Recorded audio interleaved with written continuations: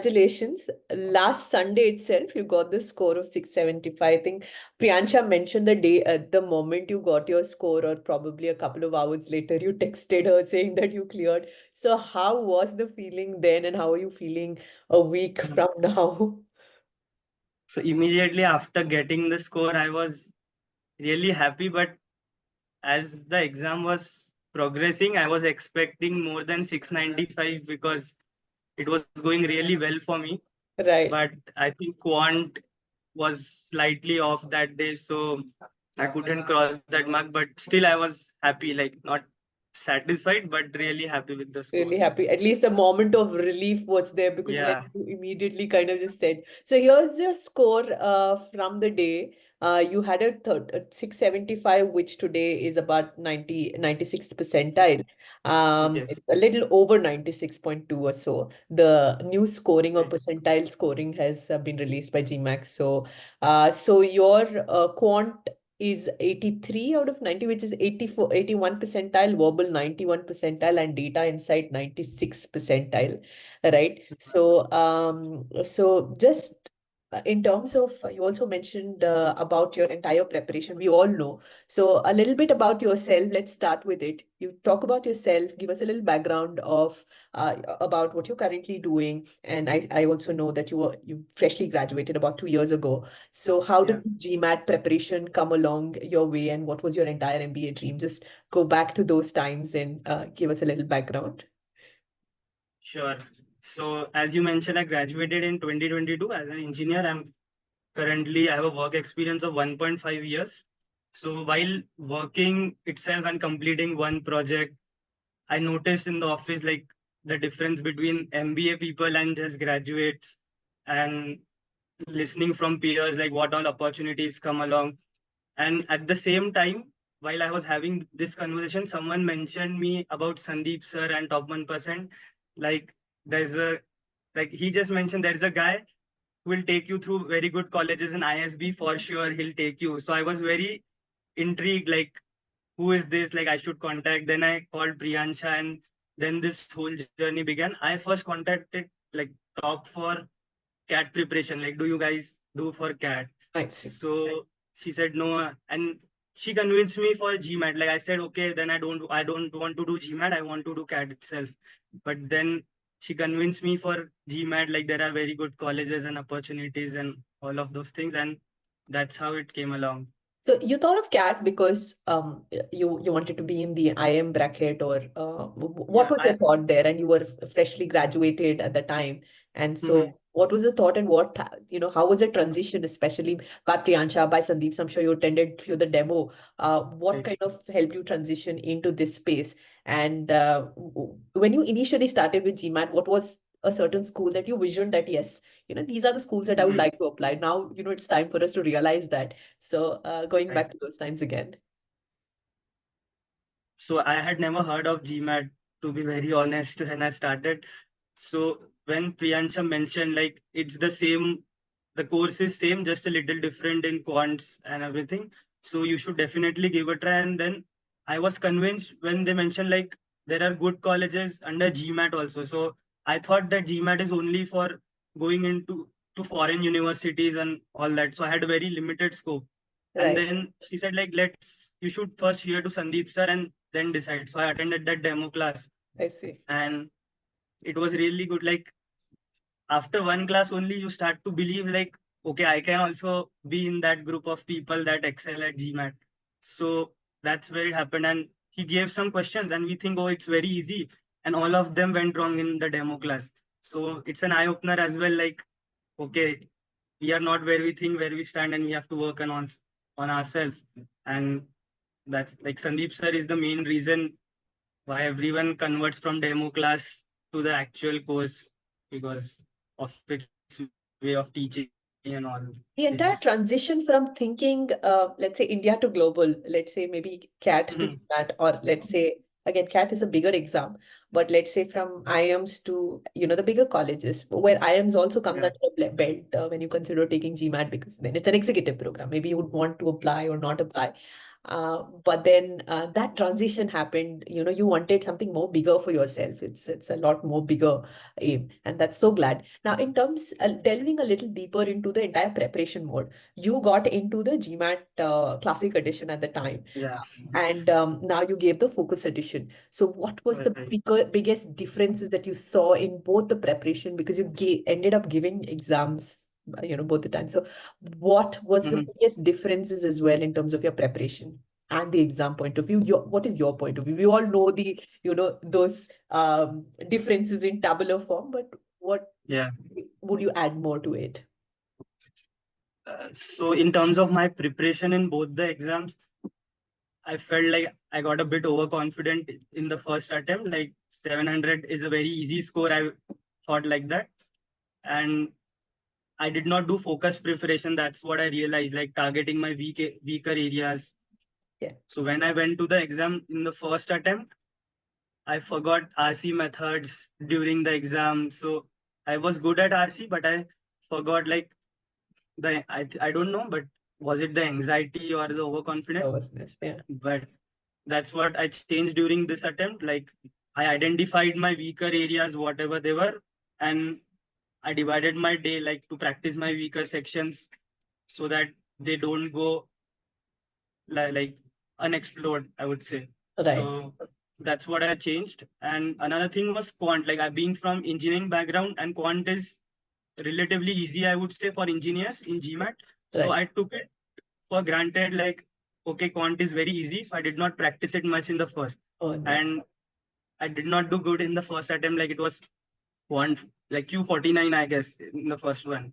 So that's what affected me in both that was the difference for me between Generally, the we two tell a exams. lot of students, I'm sure even Priyansha would have said, Sandeep sir would have said that do not underestimate quant, because quant here is not an exam of, you're good at math or not. It is Right. equally challenging for all people from all, diverse background, them either being studied math or not. It's really, it tricks you at the end of it. It really tricks you unless you know the traps. Yeah, Yeah, traps are there, and time management is a really key element of GMAT. Like you have to know when to skip a question because some questions are not meant to be solved, I would say. Not in quant, but overall in GMAT. Or you can anytime come back to that question. So now, yeah. The that's you Focus need Edition to has know your added that weaknesses. feature for you to come back. Yeah, that really helps. Like I would skip probability throughout the test, like 2 or 3 questions. This time also I did the same, and then I came back to this question and I got it correct because I had some 3 minutes for each question. Right. So that really helped me this time. Right. So, in terms of your preparation, of course, you mentioned that you did not pay significant attention towards math, and that's how you changed that. Was there any Yeah, other aspect? And of course, in terms of the content, also you saw significant changes. Even the yeah, portal, the yeah, access to the portal, that would have been a big relief. The entire team has come through, especially the faculty team has made this happen mm, for you. So, would like to highlight something about that? yeah. So during my preparation only, I realized like the portal was a game changer for me. Super. The uh, elements it highlighted like accuracy and time aspect, Right. and I solved each and every sectional test on the portal for DI, for maths, for verbal, everything I solved it. And it really, the questions, the level of questions on the portal as well. So it makes you prepared for the exam really well. And the the sections in the portal, like w- sectional test, long sittings, that division. So I really like that. So you know in which direction you are going. So that's what the portal really helped me in that. So, you were of course guided by the study plan and the material and resources. So, what particular material or part of the plan that proved extremely effective or like a game changer? Wherein you mentioned RC was a strong area, but something changed. And then in verbal, you've got an 84th percentile, you can see. So, Mhm. in this preparation, what part of the material or content or practice that you personally changed in any of the section? That Right. saw a big difference, a big jump, both in all the three sections. Any materials you would like to Yeah. highlight? Yeah. So section wise, if I go for DI, I solved it completely through the portal. Like each and every set was there. And I would like to highlight, like in DI, there is a progression. Like initially, I was missing on 5, 6 questions. Like I was not even able to see them. But when you keep solving it, it's purely on solving. And the portal questions I would like to highlight. So they are very well sufficient for your preparation. So DI was taken care by that. So I had like 4 questions, I guess, wrong in DI. So that was decent. Like it was spread throughout the paper. For RC, like in verbal, I did not change anything, but I did 700 to 800 level question document. But this time I did a very well amount of LSAT passages, like 7 to 8 tests I had solved. So, and LSAT is like, initially you won't be able to complete them because they are very lengthy. You may get it wrong, but I just believed in it. Like sir said, you have to do it and it will help. Because in the exam, there were like 4 passages, 3 of which were very lengthy of LSAT level only, like four paragraphs in each of them, and one was only so. So you are really ready for those type of passages. If they don't come, it's very good for you. But if long passages come along the way, so it really helped me and approach. Like I went through the RC videos, like RC 1 and 2 videos, 2 to 3 times whenever I was like my accuracy was going down, like how sir is categorizing the passage, the flow. So even if you don't understand, you have to have an idea of the flow, like what is the first paragraph about, what is the second paragraph about. So an octave to everyone says, so I don't need to mention more about it, but it really helps if you have it in your subconscious. Like you don't think you know it, but if you have done the process of octave, you have it in your veins. So I would, to answer your question in brief, like what I changed is LSAT was a really game changer for RC, and for quant, 700 to 800 I solved, and sectional tests were sufficient for me. Like there are 8 sectional tests, I believe, in quant, so they are well and good. So I just divided my day like that only: one quant, one verbal, one DL, like that. I'm so glad that you shared this because just yesterday I was talking to students who are preparing and they're stuck in this RC bait and they're like, it is so different, the LSAT paper. Why do you have to solve? Yeah, Sometimes we just say just trust the process, but then, they just do not, right? And you hmm, become like a validation factor. Why should you trust the process? Because then, hey, here it goes, you have a longer passages from the official set of questions. We may not even see certain questions like this, what is available. And so the right, idea of doing these LSAT becomes so much more relevant. And even the data insights, of course, we really took a lot of time. Data insights per se was not something that you never saw it before in the previous exam, but now it is a part of a scoring subject. You have to be extremely careful and, more correct, number of hours to give it. So my question here is, the study plan allowed you to first do verbal quant and then data insight. Did you right. change that format or did you follow that format of studying totally? No, I did not change it because initially, when I was going through multi-source reasoning and all, it didn't even make sense. And in Sir's recorded videos, he used to mention time to time that you need to have that comprehension skill for data insight so that you read it once and it goes inside your mind. So that word comes from when you prepare for verbal. So I just trusted that process, like, okay, I do not have to touch it. It will come in the end. So I just followed the class action plan and the focused edition Google Sheet that was shared, and This is that especially for was in. those who wanted to do data insights, in the Yeah, beginning. Our course is structured in a way which will allow you right. to kind of really absorb every of these section and then come to data insights. And I think that that worked for you as well. And we see that in the result. So in terms of a support, how often did you see yourself asking questions to the faculty on email or any other, or attending some of the strategy call, or you did not get a chance, or you don't take the chance to ask any questions because it was comprehensive enough? Yeah. So in my first attempt, I had contacted the faculty like 4 to 5 times. Right. But in the second attempt, I was really sure with most of the things. Yeah. So you are asking regarding data insights only or in No, general? all in general. The support, as in the faculty questions that you may have Mm-hmm. asked in the email format, because that's how Q&As are, Yeah. or even the strategy guidance on a Zoom call, if you've attended any.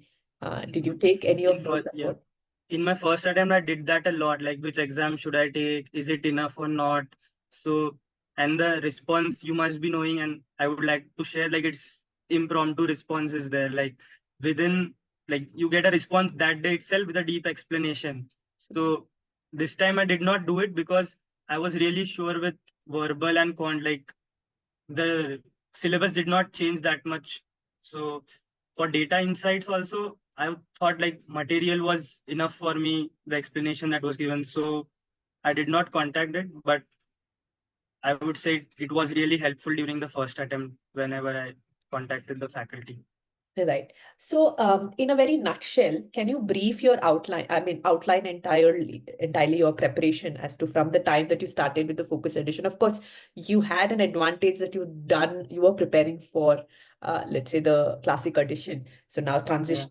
But overall, let's that apart, right? From the time Mhm. that you decided that you'll start your focus edition to now, how did you divide your time? How did you go through the course? And how would you say the entire plan that sir has provided proved at the end of it? Like, where did you falter and where did you succeed?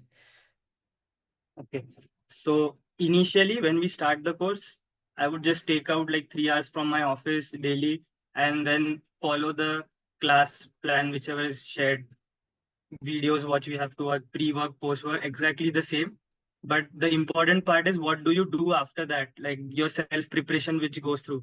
So I followed the class action plan, and I used to take leave from my office whenever possible and then divide my day so to target each and every section. So in the morning, I would do verbal because it's a lot of reading. So fresh in the morning, I would used to practice verbal, then DI, then maths. Like so, once you have covered all this, then you take out the weak areas from each section, and the rest of the day you sort out questions for each of the weak areas, and then you solve them. Then again next day you go for the same sections but different tests, and then you gauge your performance, like has it improved or do you need to go back to some other basic videos or material. And that's how I divided my day. And failure, so there were some topics which, for example, PNC probability or in CR flaw questions, like till the last week itself I used to have a certain fear about them, like if they come in the exam, will I be able to do it? But I just like kept on practicing. I did not think about it like, will I be able to do it? And I used to use that bookmark feature. So everyone should use it. It's a really good feature to skip the question. And one thing I realized during my preparation is if you want to skip a question, you have to do it within 15-20 seconds and not spend your entire 2 minutes and then skip a question.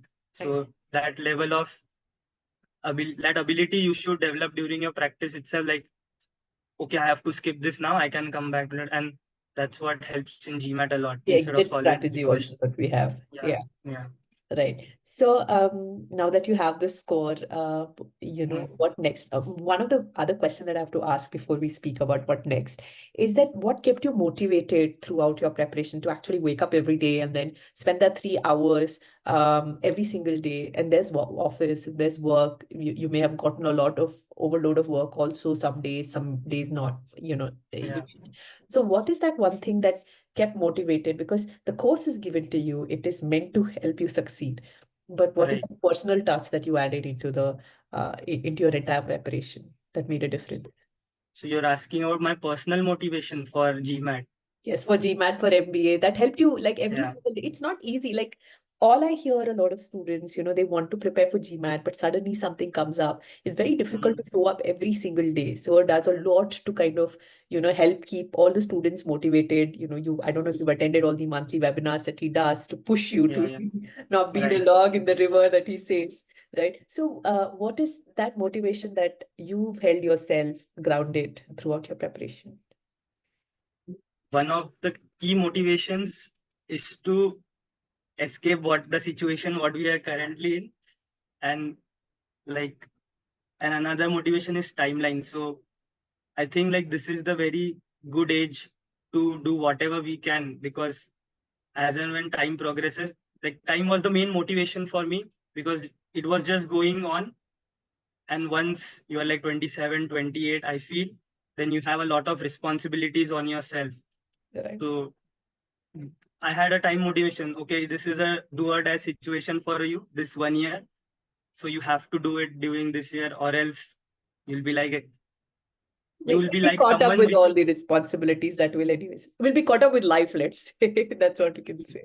yeah, and now no one is, I have to just take care of myself during this time. So Correct. why not invest my time in my future? So that's my motivation. Like, Wonderful, wonderful. This is going to be really inspiring to a lot of students as well, because a lot of students do start, but then they don't give that finish line. That's where, we feel right. what went wrong, what is to do to keep them motivated. Thank you for sharing this. Now, what Yeah. next for you? What is it? Are you already in talks with Autry, with Ranjika, with anybody regarding your profile? What schools you would like to apply? What are the possibilities at the moment? I did not talk to Atri and Ranjika yet. I did text Ranjika during my first attempt, but first attempt was just a 660, so I did not have a lot of options.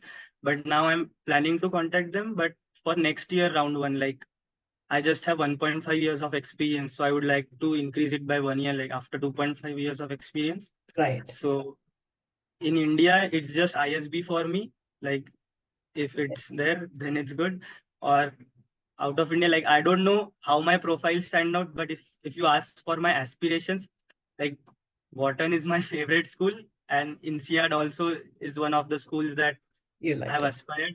And last is London Business School, like M7. So I can name all of them, but it's an aspiration for everyone. So it's So finance is where you want to see yourself next in that domain.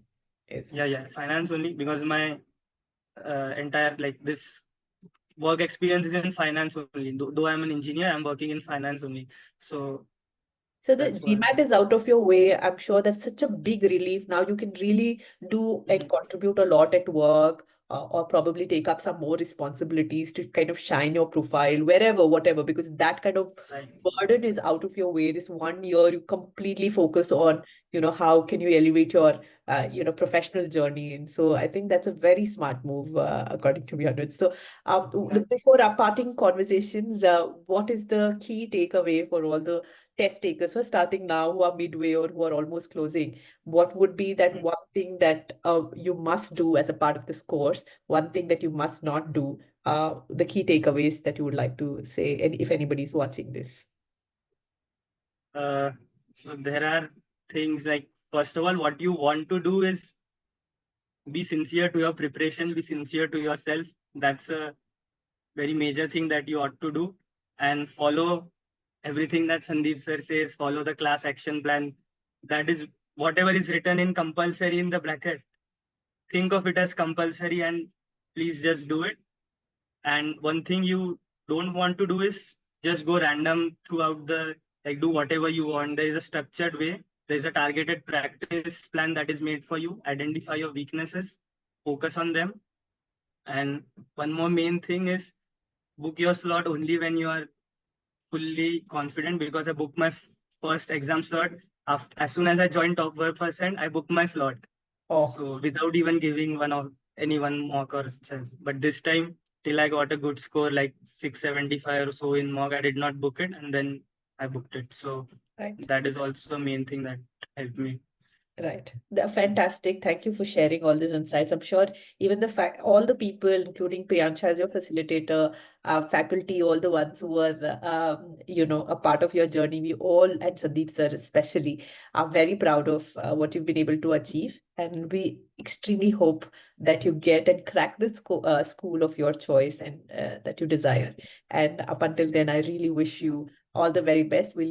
I'll be waiting, especially we'll be connected on LinkedIn. We'll see. I'll be really looking forward to the progress that you make in your career. Thank you so much for sharing all your thoughts, and Yeah. thank you for joining me today. Thanks a lot. Thanks for your support, ma'am. Thanks to entire top 1%. And I really had to score above 705 because I was a top 1% student. So that's where I regret a bit, but still thanks a lot for your entire support. No problem. We always are very happy to help you at any given time.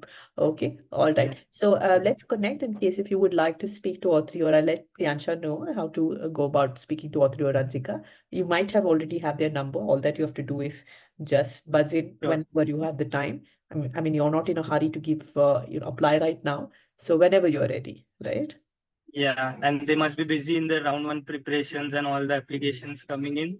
So I Everyone will thought, have the time for any students they ask. We are very happy to host and talk to them.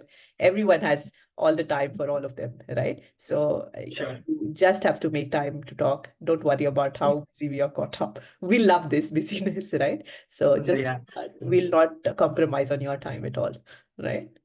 thanks a lot, ma'am. Thank you. All the very best, Anuj. Take care. Thank Take you. care. Bye. Bye.